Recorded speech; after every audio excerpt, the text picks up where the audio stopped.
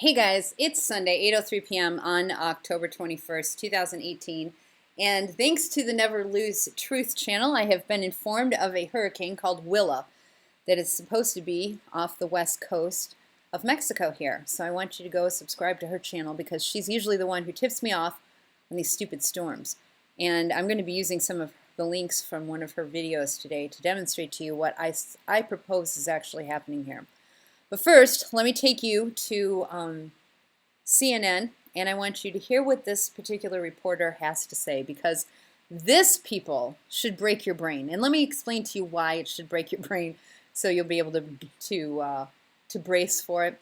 Basically, what he's going to tell you is that a hurricane is going to traverse Mexico, and it's going to become a tropical something or other. But I want you to look at the terrain in Mexico here, guys. It doesn't look tropical here. Why? Because there's a desert. So the fact that he's going to tell you that a tropical storm is going to traverse the desert of Mexico is absolutely absurd. But the reason that they're making this report, you guys, is because the objective here is to communicate to you that to expect flooding in Texas.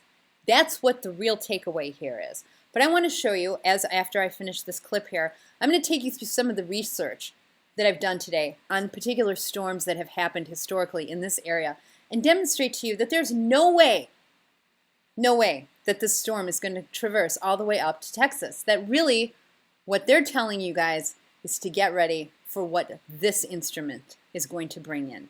It's this instrumentation that's going to actually bring the flooding in Texas, and it has absolutely nothing to do with this. So let's listen to this clip here. Update from the National Hurricane Center. This is the latest information we can give you.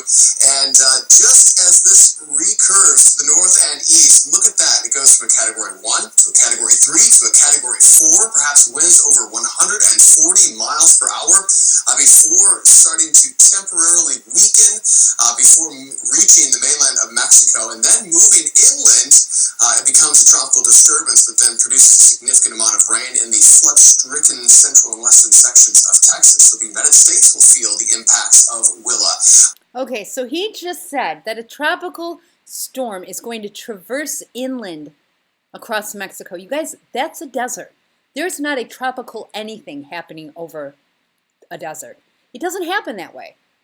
Okay, so they're obviously trying to come up with some sort of an alibi for why we're going to have rain in Texas. Now, there's two ways to look at this. First of all, what else could be causing the rain in Texas that they're so concerned about? Well, I'm going to show you those radars in just a second here and what Never Lose Truth found on her channel. And I'm going to put the links in the description. I want you guys to go subscribe to her channel because she's on top of this too.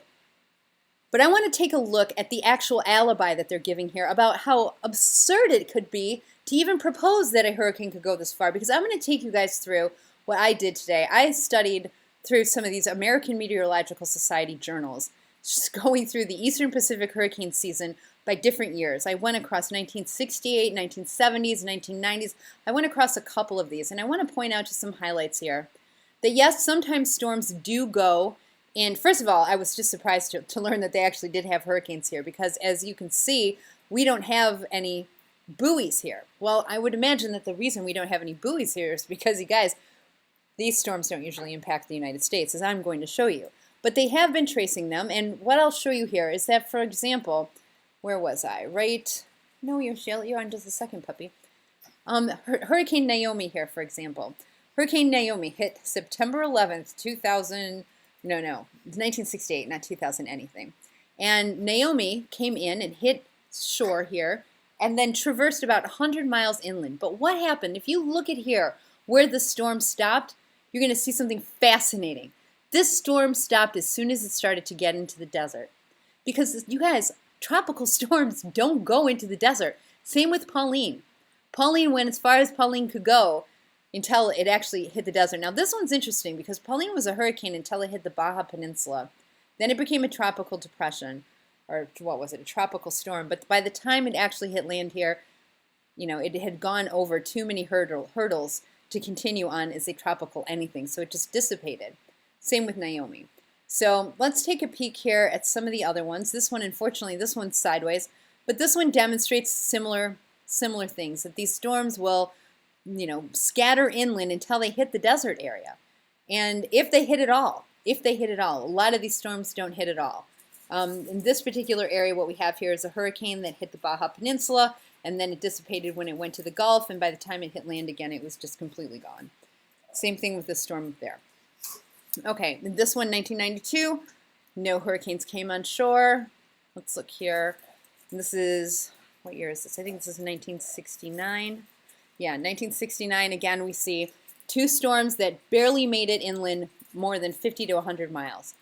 Okay, so these storms, they don't go inland because they're traversing across a desert. That's just the bottom line. Now, I want to point out one other detail here that I found interesting was this. Let's see if I can find it here. Did I show you this one? This one's from 1997, right here. Okay, this is from 2017. And I want you to look at this complete mess. Hull and Tipton, you ought to be ashamed of yourselves. Basically, what they do nowadays, the reason I had to use data that only went up to like 1994 and 1997 is because after they started heavily using computer models and pushing this climate change issue, they started using models, you guys, that would retrofit the data according to projected impacts of climate change. In other words, in this particular one, they took tracks from simulating the storms that had hit from 1971 to 2014, but they simulated them, folks, with data from climate change variables that would actually make it, if you look here in this particular one, it goes all the way up to the Upper Peninsula of Michigan, and in this one, it goes all the way up to Montana. So this is the absurdity of what is being pushed through academia and considered to be viable modeling. This isn't modeling, you guys. This is brainwashing. This is an absolute mind-numbing insult of anything that has anything to do with logic or science or reasoning or zetetic consideration. Because you guys, I just showed you 50 years worth of data, and based on the prospects of the data that I just showed you, it is absolutely impossible that a model should demonstrate a storm going to Montana. Do you see how absurd this is? This is what is coming out of the halls of academia these days, you guys.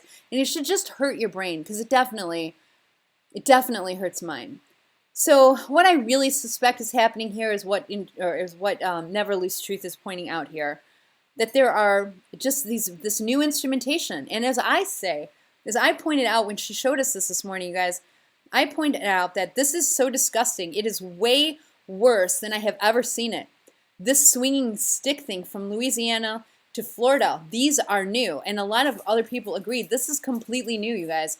I've never seen this bad. I mean, look at how strong these spikes are. I've seen the spikes before, but I've never seen this many. I've seen them weak, like what we see here in Michigan. And look, you guys, keep your eye on this particular graph, or this map at night, because the whole East Coast to the West Coast turns on like a Christmas tree, folks. This is so bad. It's so pathetic. And you can tell how new areas get new equipment based on how the machines work. Like right now, I mean, look at what Never Lose Truth captured here. You know, you can see that these particular sticks, it looks like Louisiana's having a lightsaber battle with Texas. And it's just terrible. Just terrible. So anyway, I just thought I'd share some of my speculation. What she points out here too is that the storm was just hovering here. It was kept offshore for quite a while. And I don't know if it's still there or not. Let's take a peek if it's still there. Yeah, it's still here. Right here. But yeah, that's my suspicion, you guys, is that this absolutely has nothing to do with the stupid hurricane, because as I've shown you, it's impossible that a hurricane, tropical, anything is going to survive going over the desert and then flood Texas. So we just have to use our brain. Now, another thing I can point out really quick before I close out here is just telling you that in this particular instance, we have satellite data is telling us what the sustained winds are. I mean, give me a break, you guys. I mean, satellite data, really? They're going to be able to measure the force of something invisible from 200 plus miles away in outer space? I don't believe it. This is a propaganda piece. No, I don't know. Maybe there is a hurricane there, but for our purposes, you know, U.S. citizens in, you know, our area, we really only care if there's flooding in Texas, and it looks like there's going to be, but it has absolutely nothing to do with this nonsense of a storm. So I'll keep you posted as this thing comes closer to shore. Hopefully I'll be able to get some wind speed readings, but you know, it really does not matter if this thing, I mean, of course, if you have relatives there, it matters. I'm not trying to say that if a storm hits her, it doesn't matter. I don't want anybody to be hurt in any storm, but I'm just saying, for our purposes, whether they're lying about this or not, there's no way we'll ever be able to prove that the hurricane didn't go across the desert. I mean, that's just something that's logical. Either you're going to believe logic or you're not. Okay, if you actually believe a hurricane can cross the desert, I can't help you. So don't even bother with my channel, because that's just something that's not going to matter, because no hurricane can cross the desert. I mean, I hope you guys know that, right? All right, well, have a good night, and I'll talk to you soon. Bye.